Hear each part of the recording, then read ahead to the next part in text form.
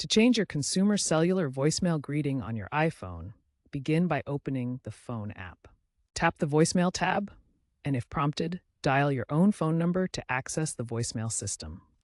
Alternatively, you can dial 86 directly from the iPhone's dialer. Once connected, enter your voicemail PIN. The default PIN is often the last four digits of your phone number.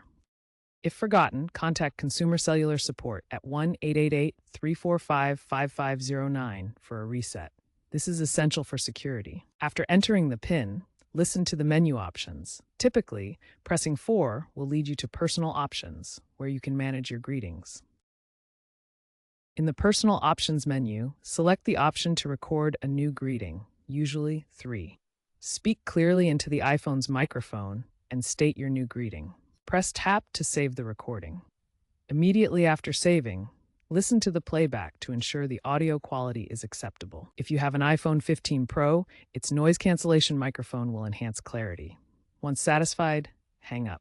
Test the new greeting by calling your consumer cellular number from another phone to confirm the changes have been applied. If the greeting doesn't update, try restarting the iPhone or checking for carrier settings updates under Settings, General, About, Carrier.